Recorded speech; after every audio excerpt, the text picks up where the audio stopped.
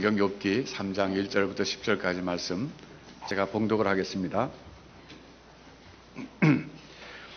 그 후에 욥이 입을 열어 자기의 생애를 저주하니라. 욥이 말을 내어 가로되 나의 낱날이 멸망하였었더라면 나말을 베었다 하던 그 밤도 그러하였었더라면 그날이 캄캄하였었더라면 하나님이 위에서 돌아보지 마셨더라면 빛도 그날을 비추지 말았었더라면 유황과 사망의 그늘이 그날을 자기 것이라 주장하였었더라면 구름이 그 위에 덮였었더라면 낮을 캄캄하게 하는 것이 그날을 두렵게 하였었더라면 그 밤에 심한 어두움에 잡혔었더라면 해의 날수 가운데 기쁨이 되지 말았었더라면 달의 수에 들지 말았었더라면 그 밤이 적막하였었더라면 그 가운데서 즐거운 소리가 일어나지 말았었더라면 나를 저주하는 자 곧 큰 악어를 격동시키기에 익숙한 자가 그 밤을 저주하였었더라면 그 밤에 새벽별들이 어두웠었더라면 그 밤에 광명을 바랄지라도 얻지 못하며 동틈을 보지 못하였었더라면 좋았을 것을.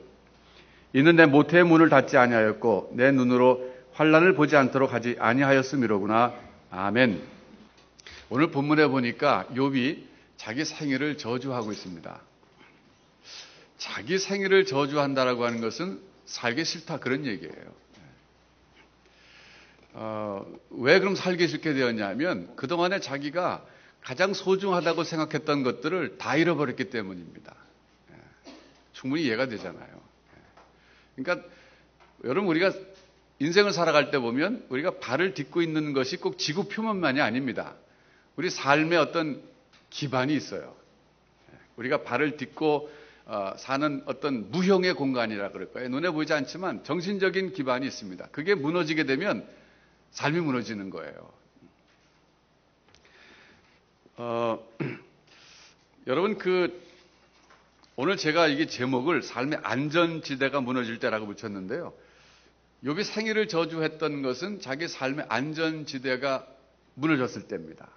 그런데 이제 제목을 그렇게 주부에 실을 하고 이제 금요일 날 사무실 넘기거든요. 그러고 나서 이제 금요일 날 오후하고 계속 토요일까지 제가 묵상하다가 그 삶의 기반이라고 했으면 더 좋을 뻔했다는 그런 아쉬움이 있었어요. 독일의 유명한 신학자인데 이분이 돌아가셨지만 폴 틸리라고 하는 분이 계세요. 근데 이분이 이제 독일 출신으로서 나치를 피해갖고 이제 미국 가서 이제 신학 활동하다 이제 돌아가셨는데 그분이 이제 현대인들에게 어떻게 하면 하나님의 존재를 잘 설명할 수 있을까를 놓고 많이 사색했습니다. 이제 물론 그분의 전체 사상을 보통 이제 전통적인 입장, 보수적인 입장에서 다 받아들이진 않아요. 그분의 신학이 상당히 좀 진보적인 면이 강하기 때문에 다 받아들이진 않지만 그래도 이제 우리가 동의하는 면이 있는데, 근데 그분이 이제 중요한 노력을 하셨는데 뭐냐면 현대인들에게 어떻게 하면 좀 하나님을 잘 설명할 수 있을까, 용어를 좀 바꿔보자 이런 생각을 해갖고 하나님이란 말은 실감이 안 난다 이거 현대인들에게. 그러니까 현대인들에게 하나님이란 말을 존재의 기반이라고 해보자 이렇게 얘기했어요. 그러니까 ground of being, 존재의 기반으로 해보자. 그렇지 않아요. 우리 하나님 어떤 분이냐? 우리 존재 어떤 가장 근원적인 기반이다. 이렇게 설명해보자. 그러셨는데 저는 이제 삶의 어떤 존재의 기반이 아니라 삶의 기반이라는 말을 오늘 좀 쓰고 싶어요. 삶의 기반. 제가 오늘 설교 시작하면서 여러분에게 이제 질문 하나 던지려고 그래요. 뭐냐면 여러분이 현재 삶의 기반으로 삼고 있는 것이 뭔가 한번 생각해 보세요. 그러니까 그게 무너지면 삶이 무너지는 거. 그게 삶의 기반이에요.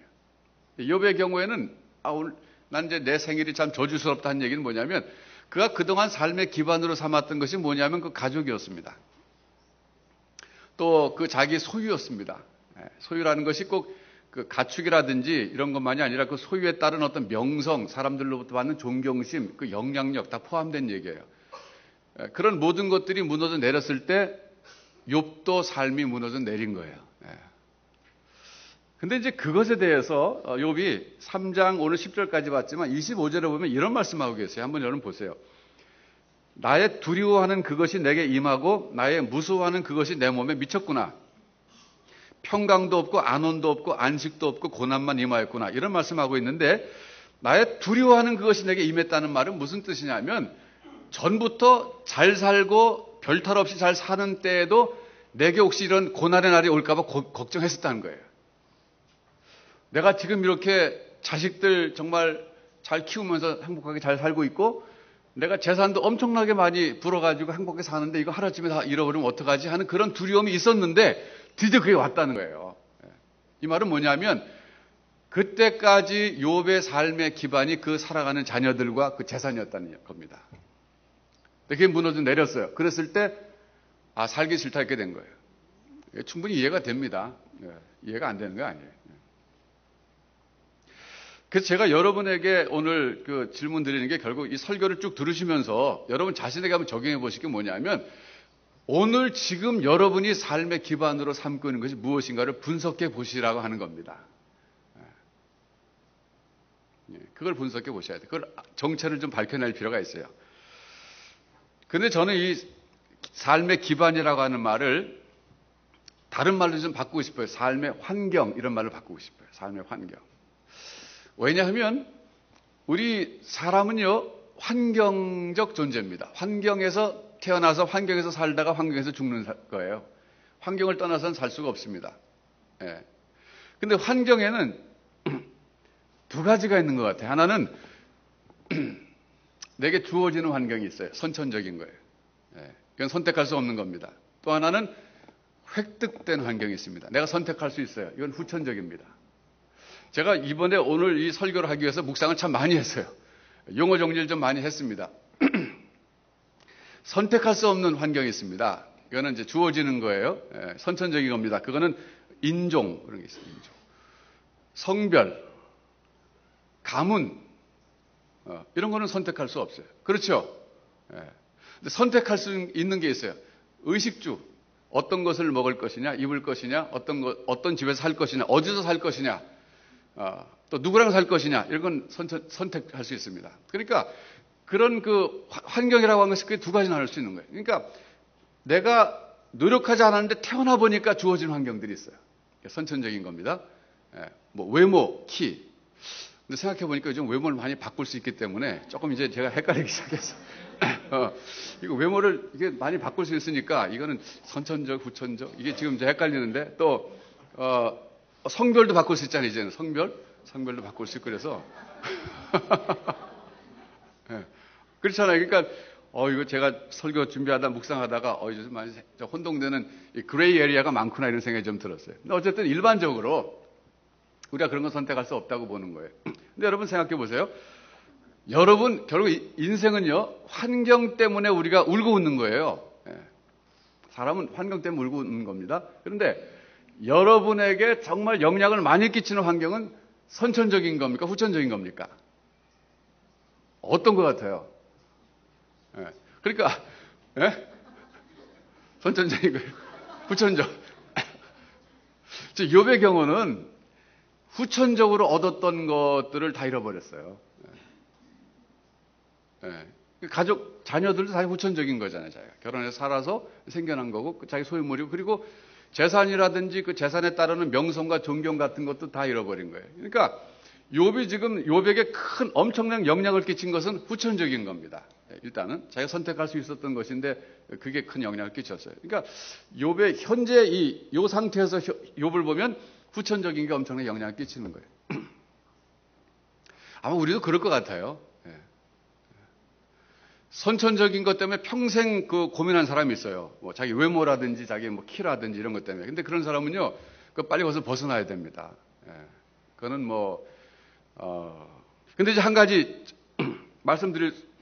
드리고 싶은 건 뭐냐면, 사람은요, 그 주어진 환경을 그 수용하는 능력이 있어요. 그러니까 받아들이는 거죠. 받아들이고. 그러니까 선천적으로 나는 가난한 집에서 태어났어요. 뭐 또 외모도 뭐 시원찮아요. 가진 것도 없어요.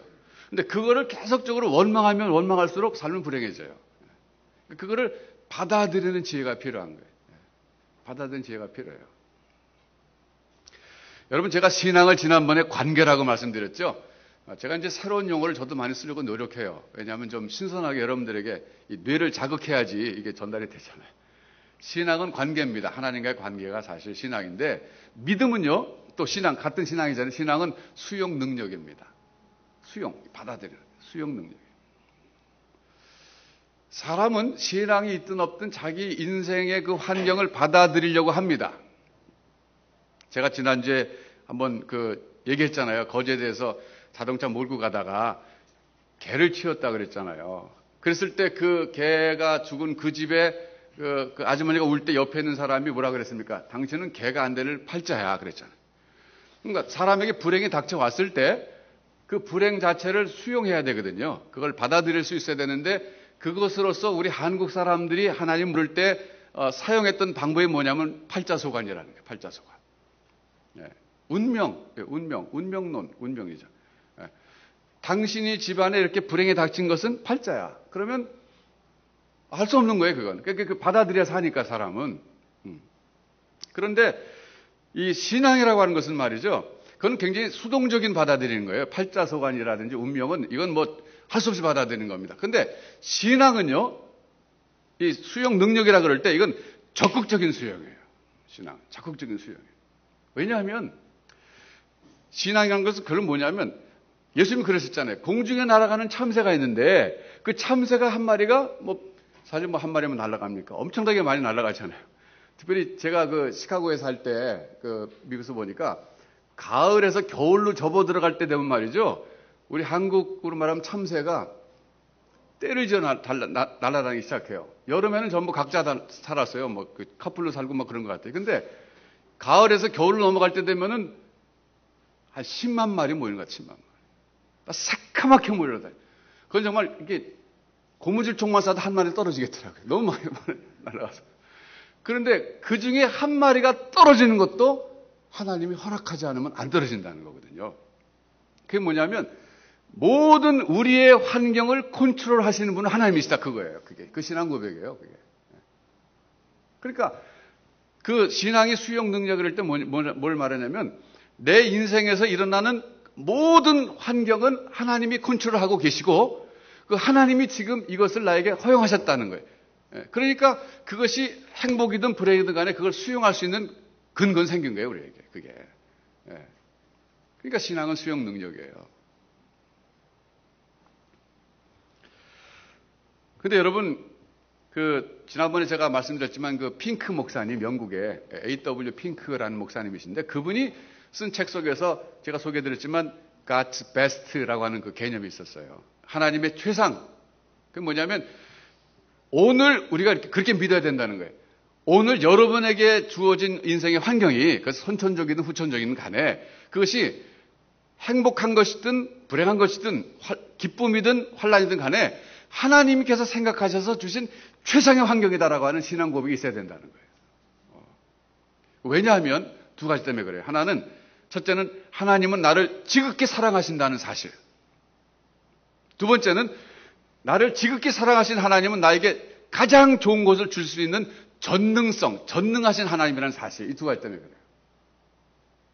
그러니까 나를 지극히 사랑하신 하나님께서 만약 무능하시다면 나에게 베스트 환경 줄 수 없어요. 나를 지극히 사랑하신 그 하나님은 전능하시기 때문에 나에게 가장 좋은 걸 줄 수 있어요. 그래서 내게 주신 현재 환경은 하나님 내게 주신 베스트 그 고백이에요. 논리적으로 설명되죠? 되잖아요. 이거 되는데. 돼야 되는데.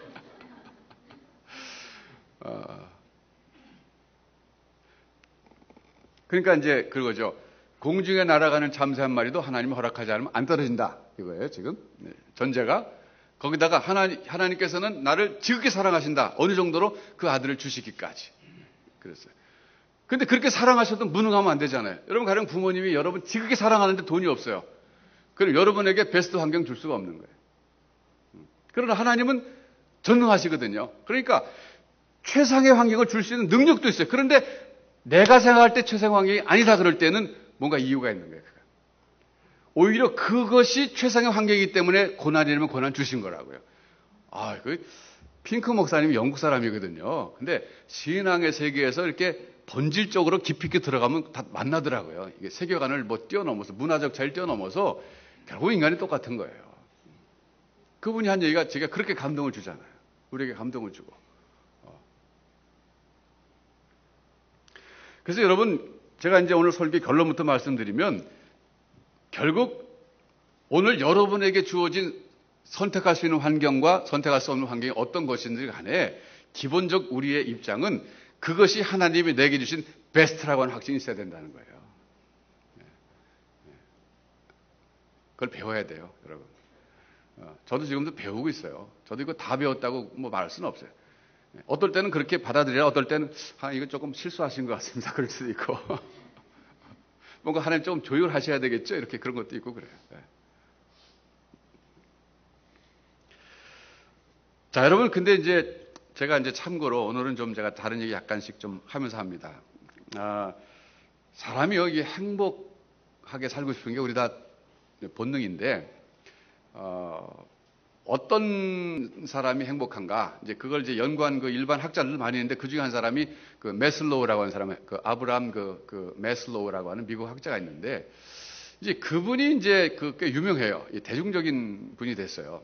근데 이번에 그 이론에 이제 욕구 이론이 있는데 인간에게 가장 기본적인 욕구 5가지가 있다 이렇게 주장을 했어요.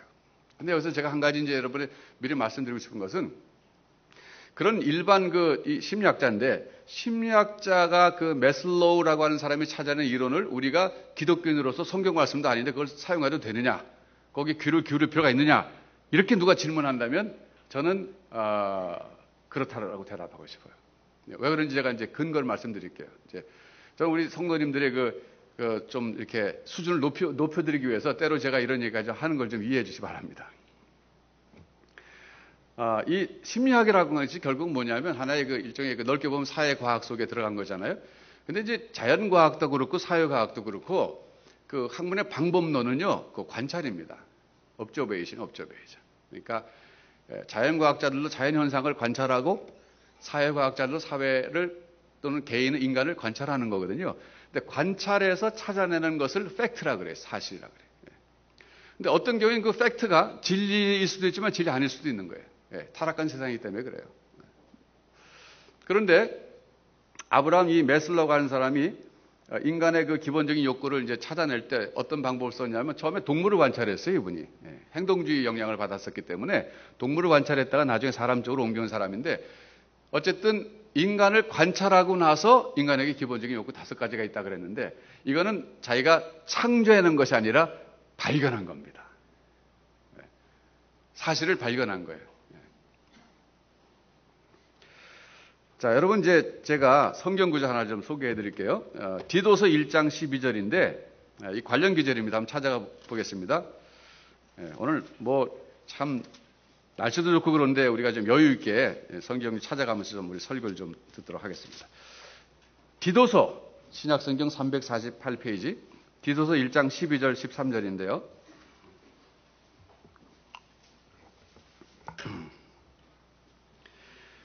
이제 디도서는 어떤 성경이냐면 사도 바울께서 그레데 섬에서 목회하고 있는 목회자 디도라는 목사님에게 보낸 편지입니다. 그러면서 목회를 할 때 좀 잘 알고 이렇게 하십시오라고 하는 어떤 가이드라인을 주고 격려를 담은 편지입니다.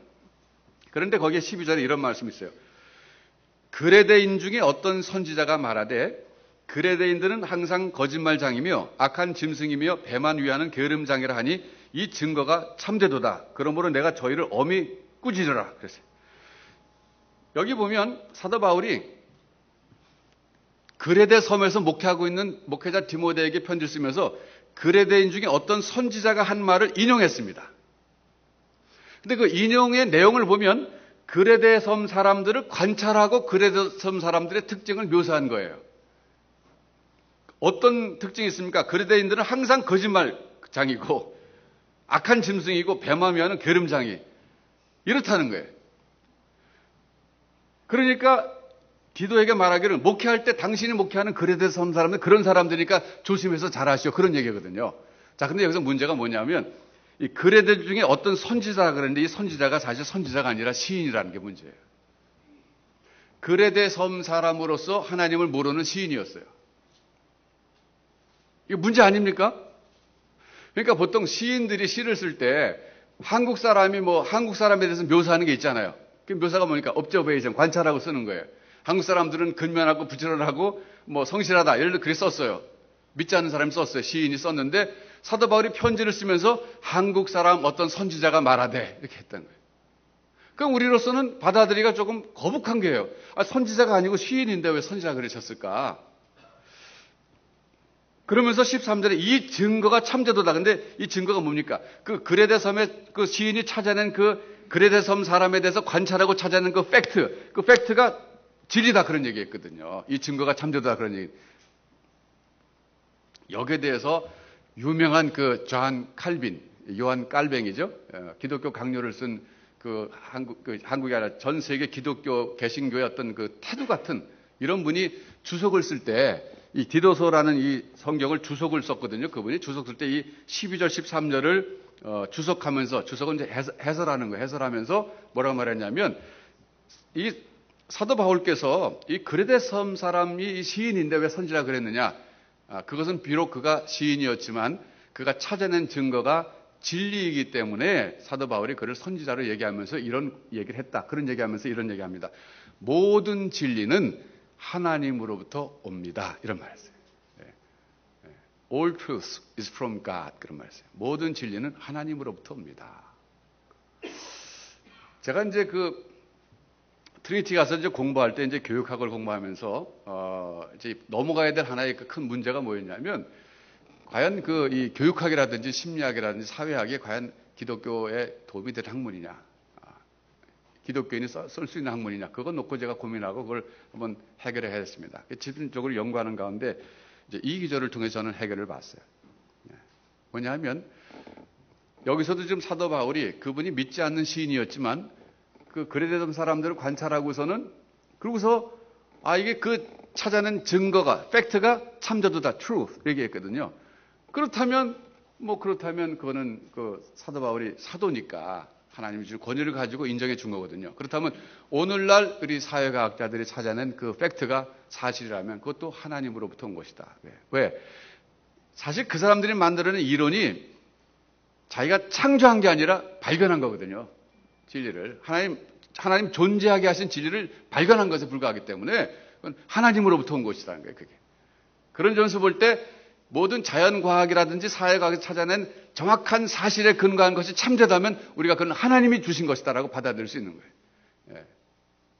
그러니까 그런 면에서 볼 때 우리가 의학 쪽에도 가서 이걸 적용할 수 있습니다. 우리가 기독교인으로서 아플 때 병원에 가야 되느냐, 치료받아야 되느냐, 의술을 써야 되느냐, 쓸 수 있다는 거예요. 의술이 뭡니까?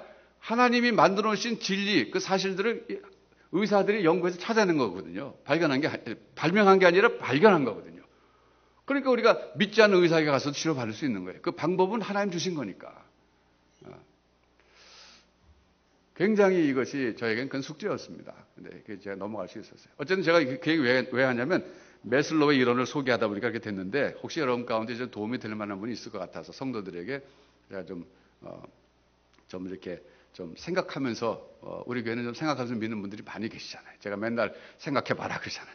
생각해봐라. 공부해야 된다 그러니까 말씀드려봤어요. 자, 그럼 메슬로우가 한 얘기를 해볼게요. 이 사람은 5가지 욕구가 인간에게 있는데 이분이 찾아낸 거예요. 발견한 겁니다. 만들어낸 게 아니에요. 첫 번째가 생리적 욕구라 그랬어요. 이건 뭐냐면 먹고 마시고 해야 될 인간의 기본적인 욕구예요. 생존을 위한 기본적인 욕구. 배고프면 먹어야 되고 목마르면 마셔야 돼요. 인간은 가장 이 욕구가 채워지기를 우선적으로 원한다. 무엇보다도. 단계적으로 욕구를 원한다. 두 번째 욕구는 뭐냐면 안전한 욕구예요.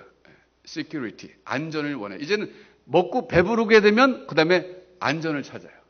근데 배고플 때는 안전이고 뭐가 없어요. 우선 먹어야 되는 거예요. 세 번째는 뭐냐면 소속 욕구. belongingness. 어디 소속이 돼야 돼요. 사람은 배고픈 게 이제 등 따숩고 배부르게 됐어요. 그 다음에는 안전한 집을 찾게 돼 있어요. 안전한 곳을 찾게 돼 있어요. 그 다음에 안전해진 다음에는 그 다음에는 소속 욕구. 어딘가 공동체에 들어가야 돼요. 그래서 거기서 사람들과 관계를 맺고 소속감을 갖고 애정을 나누고 싶어요. 혼자서는 살 수 없는 존재예요. 아무리 배불러도 혼자서 배부르면 아무 재미없는 거예요. 네 번째는 존경을 받고 싶어요. 자기가 소속한 그 공동체에서부터 사람들로부터 존경받고 싶어요. 다섯 번째는 자아 실현을 추구하는 욕구. 자기가 이제 갖고 있는 모든 잠재력을 개발해서 완성된 인간이 되고 싶어하는 욕구가 있다. 이렇게 얘기했어요.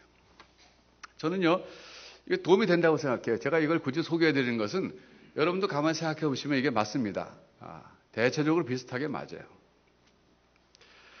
이민자들에게 제가 맞는 걸 봤어요. 미국에서. 우리 이민 생활하는 분들은 한국에 살다가 미국 가니까 뿌리가 다시 리루팅 된 거거든요. 여기서 살던 나무를 뽑아가지고 한국이란 토양에 살던 식물을 뽑아가지고 뿌리째 뽑아서 미국이라는 토양에 갖다 심어놓으니까 뿌리가 자리 잡기까지 얼마나 흔들립니까? 그러니까 처음에는요, 먹고 사는 게 가장 심각한 문제.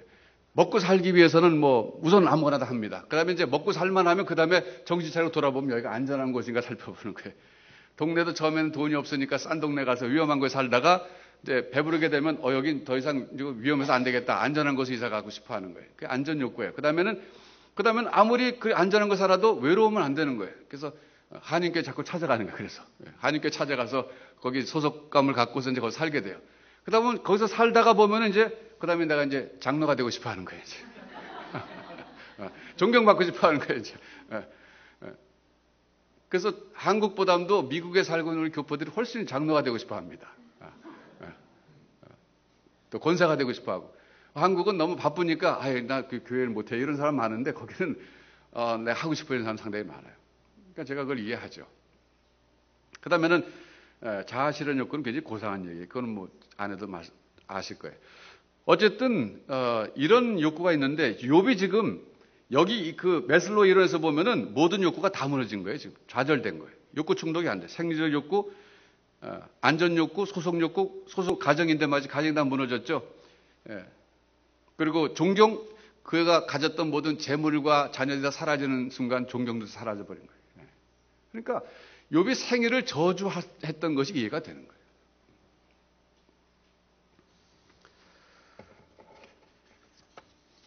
자, 여러분, 그런데 말이죠. 사람은요, 고난당할 때 자기 환경을 진지하게 한번 돌아보는 그런 본능적 반응이 있어요. 욥도 마찬가지죠. 앉아갖고 자기 지금 반응을, 자기 환경을 돌아보는 거예요. 근데 하나님께서 왜 이렇게 욥에게 이런 정말 그 말로 다 할 수 없는 고난을 주셨는가? 그 이유에 대해서 우리가 궁금한데, 그거는 이제 고린도후서 1장에 가면 답이 나와요. 한번 보겠습니다. 고린도후서 1장.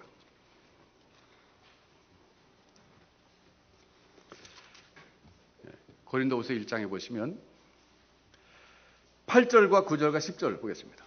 고린도후서 1장 8절, 9절, 10절. 사도 바울께서 이런 말씀하고 계세요. 형제들아, 우리가 아사에서 당한 환난을 너희가 알지 못하기를 원치 아니하노니 힘에 지나도록 심한 고생을 받아 살 소망까지 끊어지고 우리 마음에 사형 선고를 받은 줄 알았으니 이는 우리로 자기를 의뢰하지 말고 오직 죽은 자를 다시 살리시는 하나님만 의뢰하게 하심이라. 그가 이같이 큰 사망에서 우리를 건지셨고 또 건지시리라. 또한 이후에라도 건지시기를 그를 의지하여 바라노라. 그랬습니다. 결국 이 사도 바울의 해석에 의하면 하나님이 왜 욥이라든지 혹은 사도 바울에게도 참 살 소망까지 끊어질 정도의 환난을 허락하시냐면 자기를 의뢰하지 말고 죽은 자를 다시 살리시는 하나님만 의뢰하게 하도록 하시기 위함이다. 그러는 거예요. 이 말을 바꿔 말하면요, 삶의 기반으로 하나님을 삼아라 그런 뜻이에요. 그러니까 이 재산이라든지 자기 가족, 이 욥에게는 그동안의 삶의 기반이었거든요. 그게 잃어버렸을 때 삶의 기반이 무너져 내려서 지금 자살하고 싶다, 살고 싶지 않다. 자살한 말은 안 했지만 생애를 저주하는 거거든요. 살고 싶지 않다 그런 거거든요. 그런데 하나님께서는 왜 하나님의 백성들의 삶을 이렇게 흔들어 놓으시냐, 이게 삶의 기반을. 그 삶의 기반이 잘못된 것으로 기반을 삼았기 때문이다. 그런 얘기. 처음부터. 인간은요, 하나님으로만 삶의 기반을 삼아야 살아갈 수 있는 존재로 창조하셨어요. 그걸 인정하지 않았던 간에 그건 사실입니다. 우리에서는 그건 신앙 고백이에요.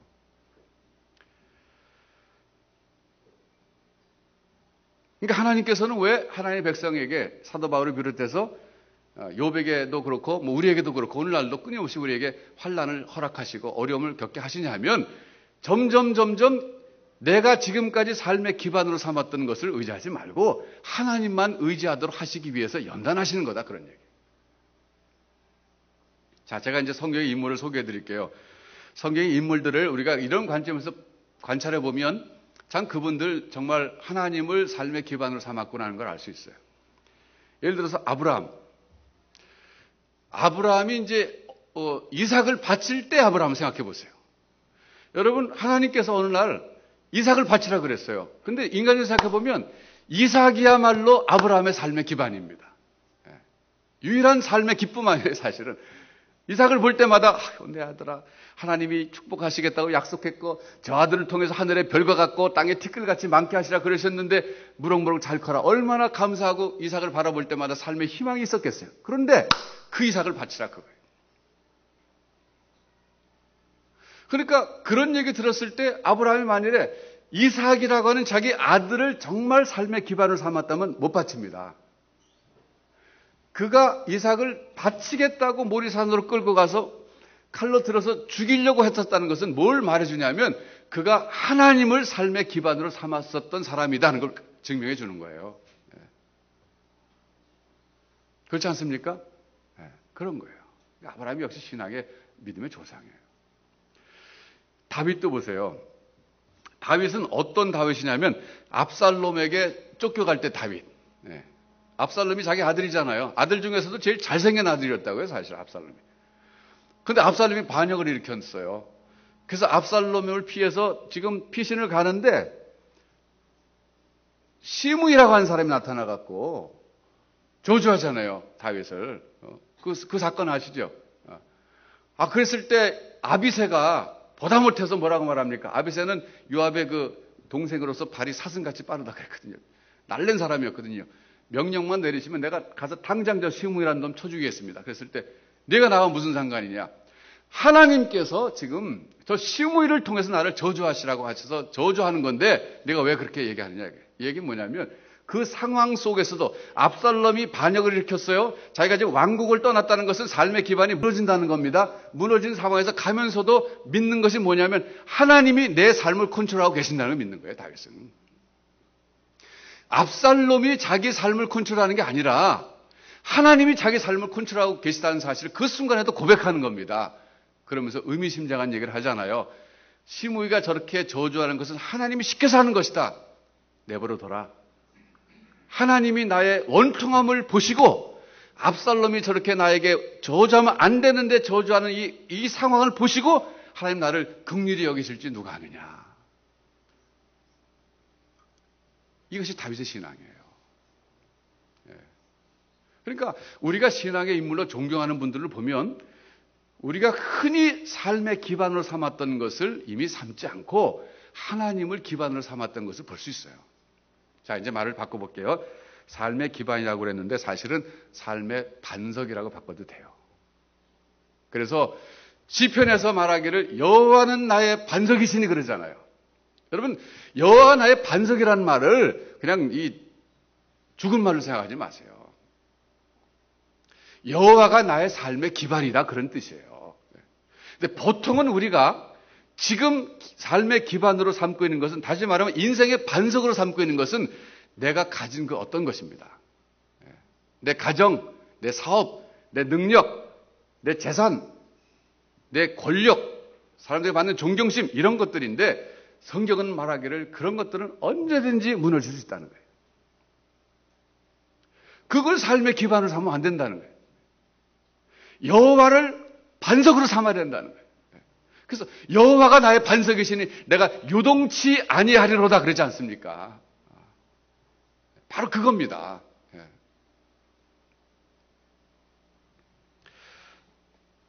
결국 궁극적으로는 우리가 하나님을 우리 인생의 기반으로 반석으로 삼아야 되는데 그러지 않기 때문에 우리 삶이 흔들리는 거예요. 하나님 흔들어 놓으시는 거예요. 그쪽으로 가라고. 빨리 가라고. 그래서 여러분 환난당하고 고난당할 때가 사실 기회입니다. 그때 믿음으로 감사할 수 있습니다. 왜? 하나님이 내 삶의 기반이 하나님이 아니시기 때문에 흔들어 놓으시는구나. 하나님으로 반석을 삼으라고 나에게 지금 도전하시는구나. 우리가 그렇게 받아들일 수 있기 때문에 오히려 감사해야 돼요.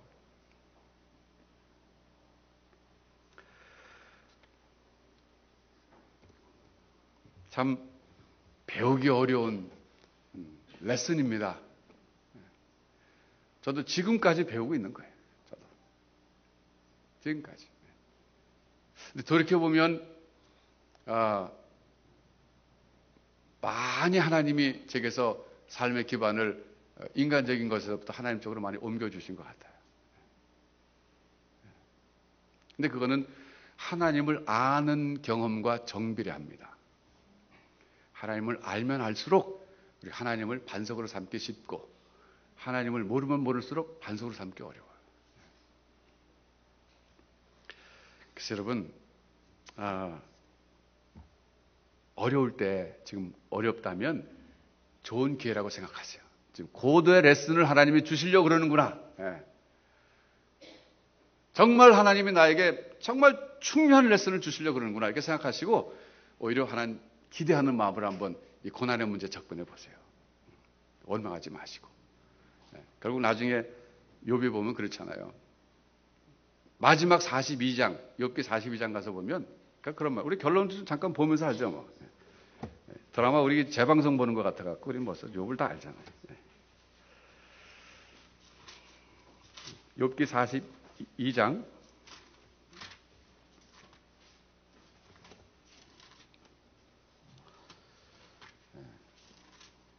마지막 장 5절 한번 보겠습니다. 이런 말씀하고 있습니다. 욥이 마지막 가서 이런 말이에요. 내가 주께 대하여 귀로 듣기만 하였었더니 이제는 눈으로 주를 배웁나이다. 그러므로 내가 스스로 화나고 티끌과 재 가운데서 회개하나이다. 이 말이 뭐냐면요, 백문이 불여일견이라는 말이 있잖아요. 전에 고난당하기 전에 욥이 하나님을 경험한 것은 어느 정도냐면 귀로만 들었던, 하나님에 대해서 귀로만 들었던 정도의 경험을 했어요. 이 고난을 통과하고 난 다음에 욥은 이제 하나님을 눈으로 보는 그런 경험까지 하게 된 거예요. 그러니까 백문이 불여일견 아니에요. 백문이 불여일견. 그러니까 100배나 신앙이 성장하게 된 거예요. 어떻게 보면. 그래서 욥은 철저하게 하나님으로 하여금 자기 삶의 기반으로 바꾸는 작업에 성공한 사람이 있대.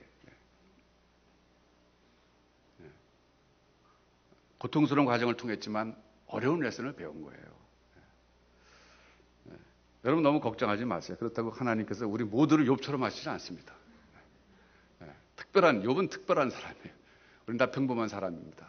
우리는 평범한 일상생활 속에서 하나님은 우리 삶의 기반을 이런 가정이라든지 소유물로부터 하나님으로 바뀌도록 역사하고 계신 거예요. 하나님의 레슨에 정신을 집중하기만 하면 돼요. 그리고 적어도 우리가 가야 될 목표는 기억하십시오. 받게 된다는 거예요. 내가 내 삶의 기반이 이제는 이 세상적인 것에서, 가정이나 소유물에서 하나님으로 바뀌어야 된다. 이것만 놓치지 않으시면 돼요. 꾸준히 가는 거예요. 죽는 순간까지 가는 거예요. 하나님 가게 하십니다. 여러분 속에 착한 일을 시작하신 하나님께서 그리스도 예수의 날까지 그 일을 이루실 줄로 믿습니다. 그래서 우리 삶은 다른 어떤 것이 컨트롤하는 것이 아니라 하나님이 컨트롤하고 계시다. 지금 이 순간. 그 고백이 있으면 되는 거예요. 이것이 기쁜 환경이든 어려운 환경이든 간에, 어떤 환경이든 간에 하나님의 컨트롤에서 벗어날 수는 없다. 그 하나님은 나를 그리스도 안에서 자기 아들을 주시기까지 사랑하시는 하나님이시다. 그분은 전능하신 분이시다. 그분은 실수가 없으신 분이시다. 이런 고백할 때 어떤 삶의 환경에서도 일어설 수 있는 거예요. 믿음으로 승리하시길 주님의 이름을 축원합니다. 주님 앞에 나가서 고백하세요. 하나님은 나의 반석이십니다. 여호와가 나의 반석이십니다. 나는 요동치 않겠습니다. 이런 고백을 하실 때 하나님께서 기뻐하시고 여러분들을 굳건하게 세우실 줄로 믿습니다. 기도하겠습니다. 자, 여러분 우리 한번 기도하겠습니다. 하나님, 먼저 우리가 회개해야 할 것은 하나님 아닌 것을 나의 반석으로 삼았던 것을 회개해야 합니다. 하나님, 제가 하나님 아닌 다른 것을, 세상적인 것을 나의 삶의 기반으로 삼았던 것을 회개합니다. 회개는 바로 그것이 회개예요, 여러분. 진정한 회개 바로 그런 회개입니다. 하나님 아닌 다른 것을 제가 의지했던 걸 용서하여 주옵소서. 그걸 내 삶의 기반으로 알고 지금까지 살아온 것을 용서해 주시고, 그래서 제가 흔들렸었군요. 이제는 하나님을 나의 반석으로 삼게 하여 주옵소서. 지금 나에게 주어진 환경이 하나님 주신 최상의 환경인 것을 고백하게 하여 주옵소서. 믿음으로 한번 기도하겠습니다. 하나님 아버지, 이 시간 기도합니다. 나에게 주신 이 환경이 하나님 인간적으로 쉽지 않고 어렵다 할지라도 믿음으로 고백합니다. 하나님 주신 최상의 환경인 것을 믿습니다. 하나님께서 나와 함께 계시고 은혜 주심을 믿습니다. 요동치 않게 하여 주시니 감사합니다. 하나님을 믿음으로 찬양하게 해주시고 낙담치 말게 하여 주옵소서. 세상적인 것을 반석으로 삼았던 것을 회개하오니 용서하여 주옵소서. 나를 웃게 만들고 나를 울게 만드는 것이 내 가정이 아니라 내 소유가 아니라 오직 하나님이 되게 하여 주옵소서. 믿음의 사람이 되게 하여 주옵소서. 우리 하나님께 찬양하겠습니다. 하나님은 우리의 피난처가 되십니다.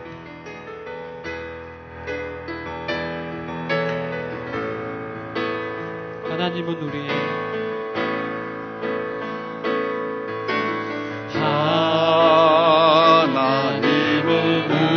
우리의 피난처가 되시며 환난 중에 우리의 힘과 도움이시라. 하나님은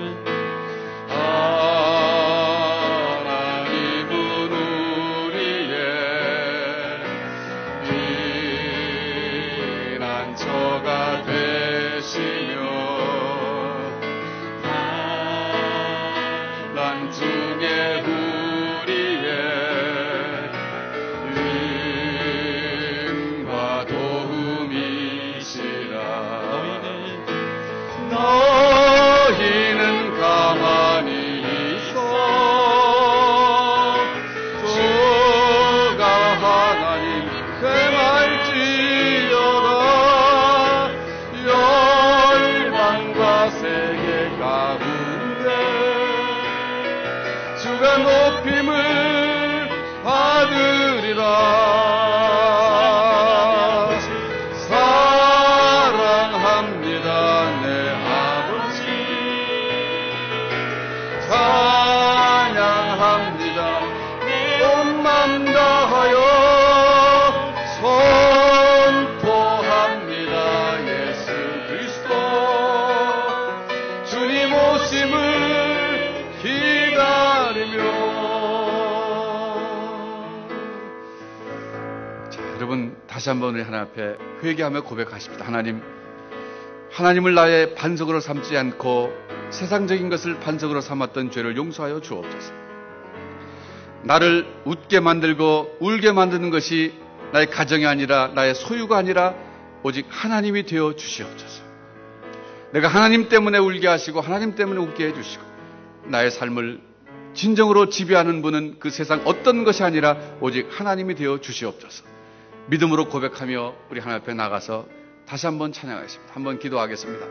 하나님 아버지, 이 시간 기도하오니 나를 지배하는 것이 어떤 것이 아니라 오직 하나님이 되어 주옵소서.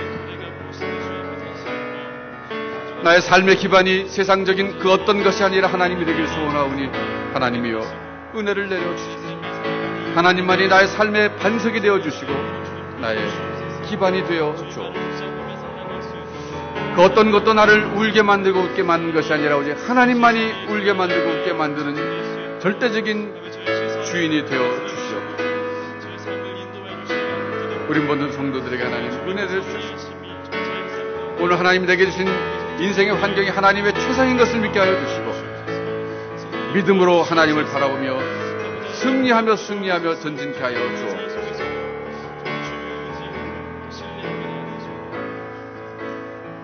우리 찬양으로 고백하겠습니다. 나의 영혼이 잠잠히 하나님만 바라며 오직 주만이 나의 반석.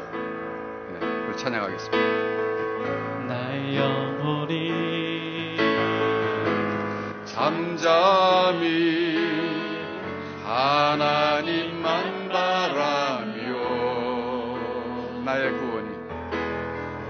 나의 구원이 그에게서 나는도다. 나의 영혼아 잠잠히 나의 영혼아 잠잠히 하나님만 바라라. 나의 소망이 저에게서 나는도다.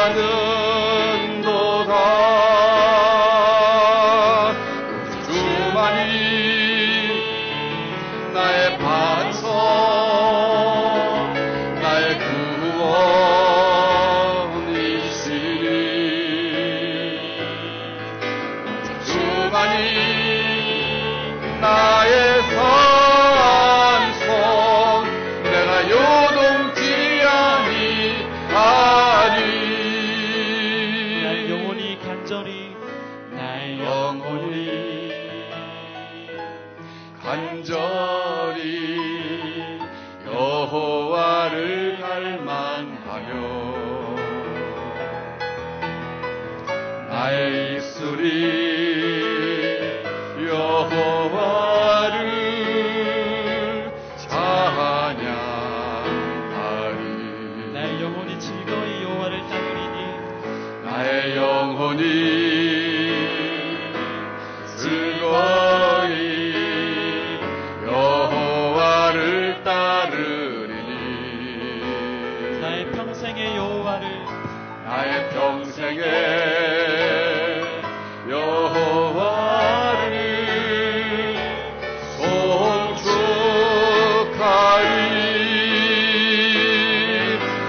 주만이 나의 반석 나의 구원이시니.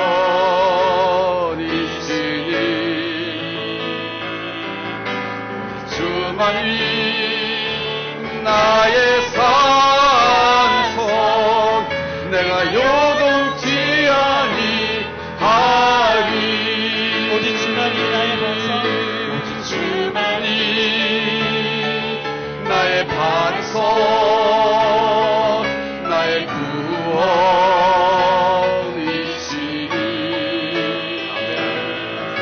오직 주만이 나의 산성 내가 요동치 아니하리. 나의 구원 나의 영광 나의 구원 나의 영광 하나님께 있으니. 내 힘의 반석과 피난처 되시네. 오직 주만이 주만이 나의 반석 나의 구원이시니.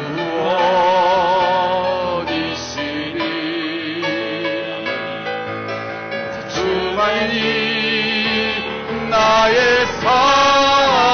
산성 내가 요동치 아니하리. 내가 요동치 내가 요동치 아니하리.